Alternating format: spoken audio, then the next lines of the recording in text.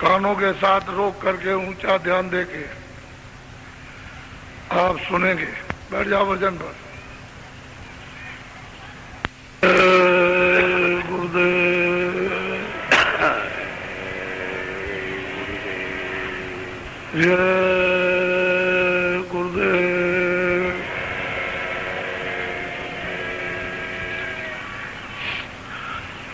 जय गुरुदेव।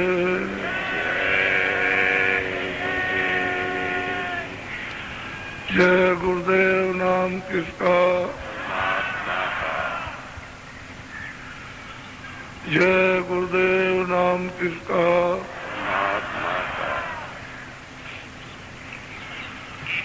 जय गुरुदेव। नाम किसका? परमात्मा का।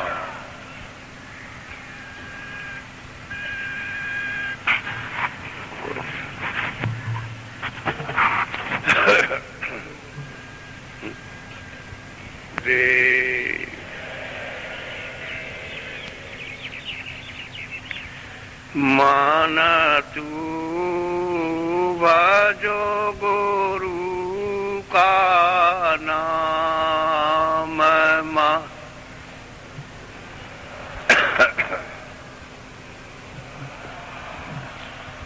मैं मान तू भजो गुरु का नाम।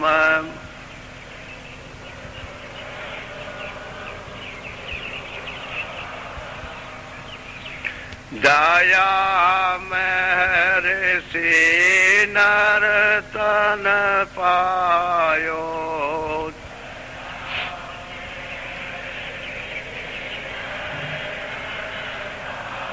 जो माते करना अभिमान।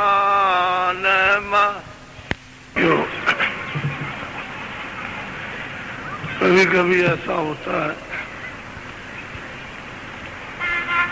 कि महात्माओं की वाणी को लोग उल्टा अर्थ का अनर्थ करने लगते हैं,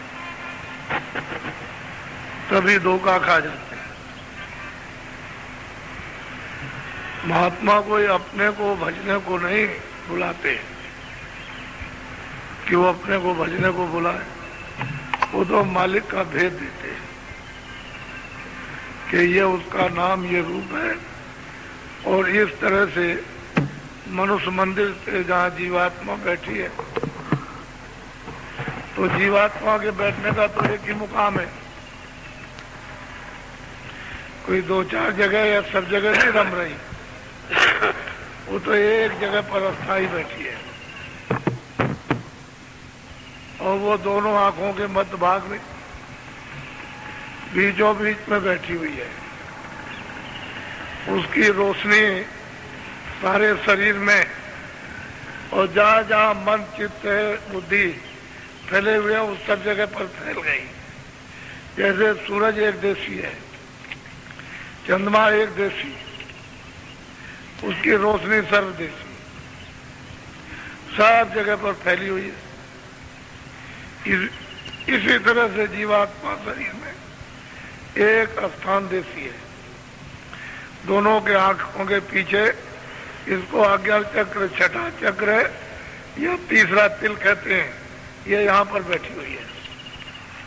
न वो इधर है न पीछे है, न कहीं बाल में न घुटने में। वो दोनों आंखों के मध्य भाग में है। उसमें एक आंख है, एक कान है, एक नाक है। और बाहर के जो सुराग है उसमें दो आंख, दो कान और दो नाक। तो कहते हैं भजो गुरु का नाम। अगर कोई ना समझ पाए तो ये कहने लगे कि वो अपना नाम भजवाते हैं। वो जो भेद दिया है नामदान, जो आत्मा परमात्मा का जो भेद दिया गया है, वो कहते हैं इसको भजो, इसका भजन करो, इसका अभ्यास करो। कानों से सुनो और आंख से देखो। अपनी बात कुछ नहीं करते। अपनी बात तो इतनी करते हैं कि सहयोग तो किसी न किसी से लेना ही है। तो सहयोग ले लो और अंदर धस चलो। जब अंदर धसोगे चारों तरफ से मुड़कर अज्ञान अंधेरे से, तो अंदर प्रकाश में प्रवेश हो जाओगे, तब रास्ता दिखाई देगा। तो कहते हैं भजो गुरु का, क्योंकि दया महल जब होती है तभी मालिक का मनुष्य मंदिर में इन जीवात्माओं को भेद मिलता है। तो हम लोग कुछ सुनते कुछ नहीं सुनते, अर्थ का अनर्थ कर लेते हैं, बस लौट जाते हैं, कुछ लाभ नहीं हो पाता है। तो ऐसे ऊंचे स्थान पर, ऊंची मंजिल पर, मनुष्य के अंतिम नाके पर यानी किनारे पर जीवात्मा बैठी हुई है, और उधर तो स्वर्ग शुरू होता और इधर मृतलोक है। अब कोई भेदी मिल जाए तो उधर का रास्ता बता दे, उधर चले चलो, चले जाओ, और नई भेदी मिले तो फिर इधर चले आओ। इसीलिए जोर दिया जाता है कि जानकार को पकड़ लो, जो रास्ता जानता है उसकी मदद ले। तो अंदर धस जाओगे तो अंतर में बहुत बड़ी दुनिया, बहुत बड़े बड़े लोग हैं। अब वो अंतर इसलिए कहा जाता है, अंदर तो मतलब यह है कि जब तुम उधर से नहीं आए थे तब तो ये बाहर था, अब तुम इधर आ गए हो, वो अंदर हो गया, जाने का जो रास्ता वो बंद हो गया। इसलिए कहते हैं अंदर चले चलो तो खुल जाएगा, जब दरवाजा खुलेगा तो पूरे खड़े हो जाना। अभी तो दरवाजे के अंदर हो, तो अंधेरे में हो, अंधकार में हो, अज्ञान में हो, इसलिए अंधेरा है। तो उधर चले जाओ अंतर्गत, तब तो काम बन जाएगा। तो हम लोग समझ नहीं पाते, तो अर्थ का अनर्थ करते हैं कि वो तो अपना नाम बचवाया करते, उल्टा हो जाएगा, और उससे तुमको क्या, किसी को फायदा होने वाला नहीं। वो जो भेद दिया अंतर धनियों का, मंडलों का, मालिकों का, उसको भजना पड़ेगा, उसका भजन, उसकी याद करनी पड़ेगी, उसके नाम को, उसके शब्द को सुनना पड़ेगा। बगैर उसके शब्द को सुने इधर से उधर नहीं जा सकते, क्योंकि ये उधर जाने नहीं देगा, वो यहीं पर रोके रहेगा। जब तुम एक का, दूसरे का, तीसरे का, ऊपर का और ऊपर का, जब तुम सबका स्मरण करोगे, भजन करोगे, नाम को लोगे, रूप को याद करोगे, तो रास्ता दे देंगे, नहीं तो कोई रास्ता देने वाला नहीं। इसलिए तो कहते हैं कि अभी मेरे सामने भज लो, जो नामदान दिया है उसका भजन कर लो, तो जल्दी काम बन जाए, तुम्हारा निपटारा हो जाए। और तुम उसमें करते हो सुस्ती, तो कैसे छुटकारा होगा, फिर निपटारा नहीं हो सकता। इसलिए कहते हैं कि भाई ये नरदेही है, ये तुम्हारी तो है नहीं, ये तो दूसरे ने आपको किराए पर दे दी है कि देखो मैंने तुमको इसमें बंद कर दिया, अब तुमको ये अधिकार देता हूं कि तुम मेरी दी हुई नरदेही से अपना काम कर लो। तो कहते हैं अंतर्गत उस पार चले जाओ, घाट पर बैठ करके पार हो जाओ, यानी इस गजनसी से उधर पहुंच जाओ।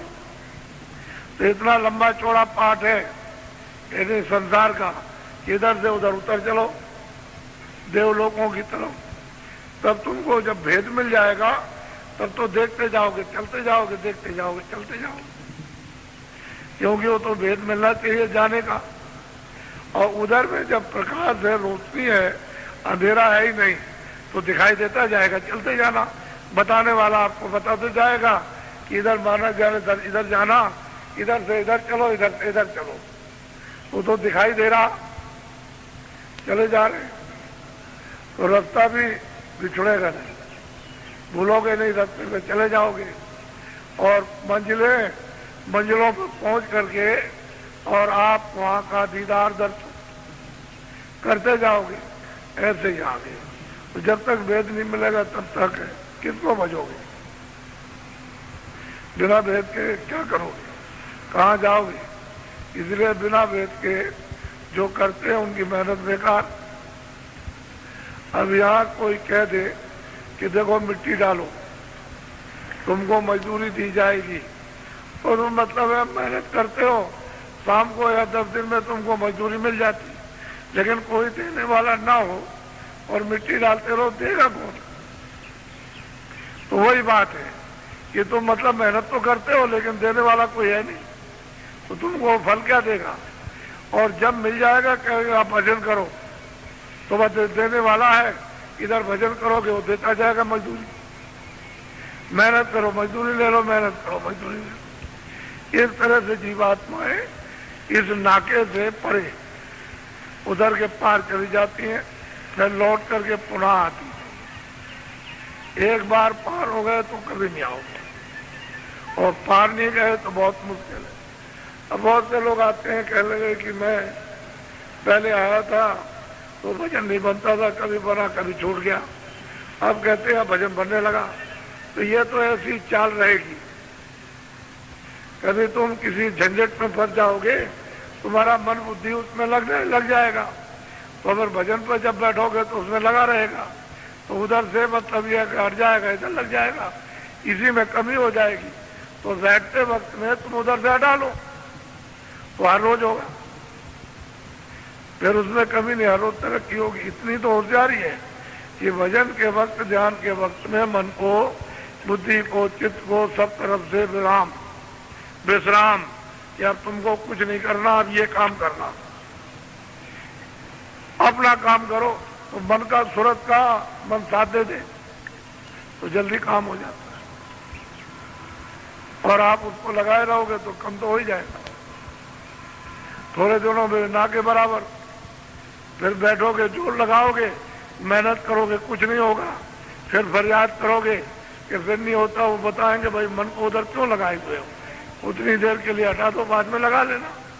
तो ये अपनी आदत बना लो कि जब जरूरत पड़े तो उसको फैला दो, और जब जरूरत पड़े तो समेट लो। जब समेटोगे और भजन ध्यान करोगे तो आपको होने लगेगा, फिर उसमें कमी नहीं। लेकिन तुम इस युक्ति को नहीं समझते हो, इसलिए मन को लगा देते हो, उधर से भजन कम हो जाता। भजन तो होता रहता है, उसमें कोई कमी नहीं, तुम्हारा मन लग गया इधर। अब सूरत अकेली इसलिए नहीं कुछ कर सकती, उसके ऊपर पर्दा है, तो पर्दों के साथ में वो चली जाती है और उसको खींच ले जाता, उसी की शक्ति से अपना काम करता है।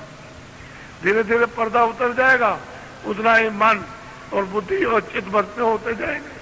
फिर तुम्हारी आदत बन जाएगी कि हम जब चाहेंगे जब हटा लेंगे, जब चाहेंगे फैला देंगे।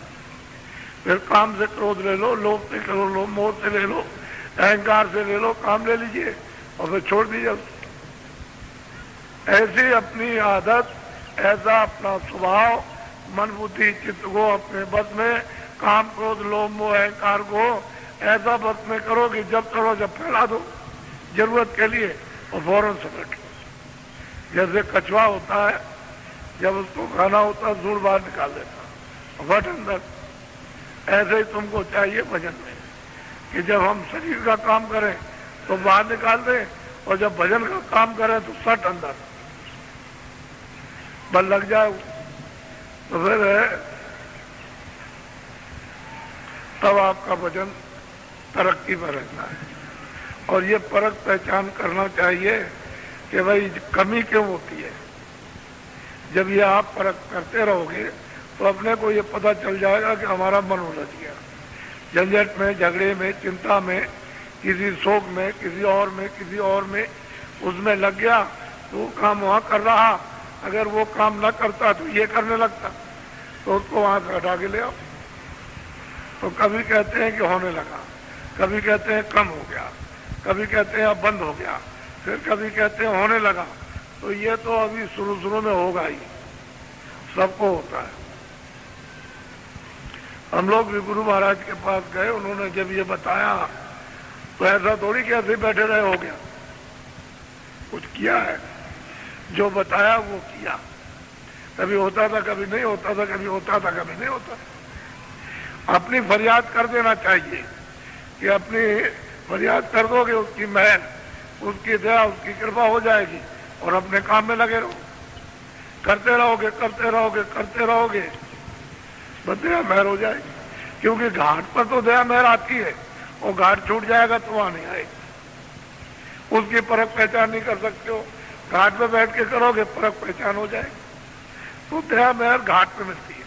जब आप घाट पर बैठोगे और कान लगाकर अपना काम आंख लगाकर करोगे तो वहां दया मिल जाएगी और दया का परिचय मिलने लगता है, नहीं तो बड़ा मुश्किल होता है। मन बड़ा शैतान है, ये जन्मों जन्मों का, जुगों जुगों का बहका हुआ तमाम चीजों में न मालूम कहाँ कहाँ इसको बांध रखा है। वहां से सब जगह से समेट करके ले आना और सब उनकी ख्वाहिशों को दफन करना, जला देना, ये छोटा मोटा काम नहीं है।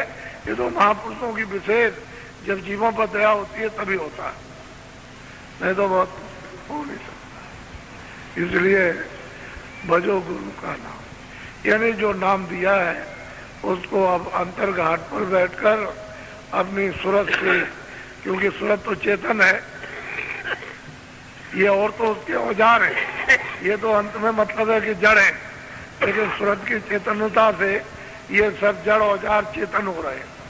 तो उसको कल साथ ले लो, जुक्ति से साथ कर लो और फिर काम करो, तो इनका रूप ही बदल जाएगा। जब रूप बदल जाएगा तो आपके साथी, आपके मित्र और दोस्त हो जाएंगे और जहां तक ये है वहां तक तो साथ देंगे और फिर आप अलग हो जाना, इनसे निकल जाना, फिर इनको ले आओ, फिर इनके साथ चले जाओ और फिर अलग हो जाओ, फिर ले आओ।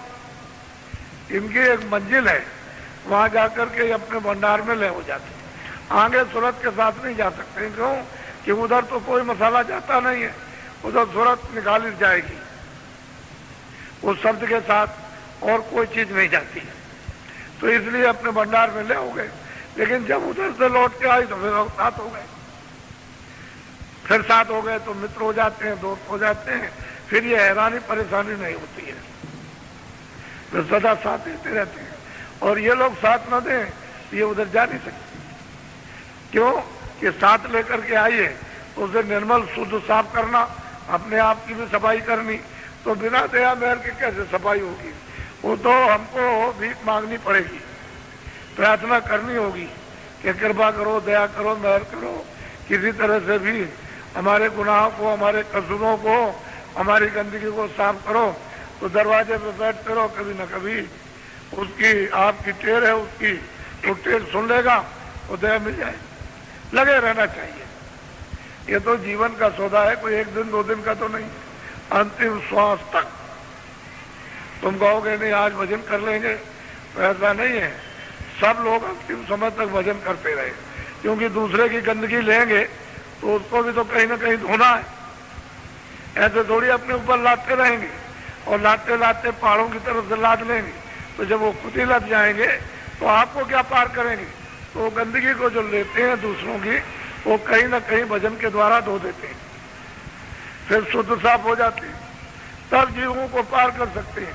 गंदगी लेकर के नहीं धोएंगे, उसकी गंदगी को नहीं उतारेंगे और धोएंगे नहीं, तो फिर कैसे तो हो जाएगी गंदगी? वो तो धोने पर चली जाएगी, वो धोया नहीं जाएगा तो कुछ नहीं। ये तो सूरत है, जिस तरह से कपड़ा गंदा हो जाता है ऐसी गंदी हो गई, मैली हो गई, इस पर तो विशेष करके मैल यानी दुष्कर्मों का चढ़ गया। अभी ऐसे नहीं, उसके लिए योग रूपी अग्नि चाहिए। और उस को कौन धो सकता है? शब्द। मन को भी धो देगा, चित्त को भी धो देगा, बुद्धि को भी धोएगा, अंतःकरण को भी धोएगा और सूरत को भी धो देगा। लेकिन शब्द मिलना चाहिए, शब्द में मिलेगा, शब्द साबुन है, निर्मल जल है, वो जब आप पढ़ेगा तो सफाई करता चला जाएगा, धोता चला जाता है, मैल को काटता चला जाता है, तब अभी पीछे का, आगे का और आगे का सबका वो देखती है। तो आप लोग सचेत होकर के सत्संग को सुनो। धूम ज्योत को होगा तो कार्यक्रम हो ही जाएगा, लेकिन कुछ आत्म कार्यक्रम भी होना चाहिए। आत्म कार्यक्रम नहीं होगा तो शांति की, मानवता की, जो बुद्धि की शांति है उसकी स्थापना नहीं होगी। आत्म शांति की तो बात ही खत्म कीजिए, वो तो मिलने ही वाला नहीं है। जब ये हो जाएगा तो भी मिल जाएगा, वो नहीं, ये नहीं होगा तो नहीं मिल सकता। तो दोनों चीजें हैं कि भाई ये भी शांति हो जाए, उधर भी शांति हो जाए, इनको भी कर लो, उसको भी कर लो। आखिर खेल तो मन का, बुद्धि का, चित्त का, अहंकार ही का है, और क्या है। तो इसी मन, बुद्धि, चित्त को बदल दो, इसको शील, क्षमा, संतोष, विनय और विवेक में बदल दीजिए, काम आपका हो जाएगा। लेकिन तुम काम में, क्रोध में, लोभ में, मोह में डुबाए रहोगे तो इसका काम कुछ नहीं होने वाला। फिर तो अंधकार ही अंधकार है, कुछ आगे की सूझबूझ नहीं है। लेकिन जब इसी को बदल दोगे और दूसरे शून्य में जब आप प्रवेश हो जाओगे, शील, क्षमा, संतोष और विवेक, तो बस काम हो गया, इधर का भी काम हो गया, उधर का भी हो गया। तो महात्मा इस युक्ति को जानते हैं कि ये कैसे बदले जाएंगे और इनका शून्य कैसे बदला जाएगा और किन शून्य में जाकर के प्रवेश हो जाएंगे, वो उनको मालूम है। और धीरे धीरे धीरे धीरे यही गति उसकी बना देते हैं कि इसको छूट करके उसको पकड़ा दिया, तो इधर भी शांति हो गई, उधर भी हो गई। शारीरिक बुद्धि शांति और मन शांति, उधर आत्म शांति, दैविक शांति भी और लौकिक शांति भी हो जाती है। तब परिवर्तन होता है मनुष्य का, ऐसे नहीं हो जाता बच्चे। गंदगी में कहाँ परिवर्तन होने वाला। तो बड़े प्यार से सत्संग सुनो आप, बोलो।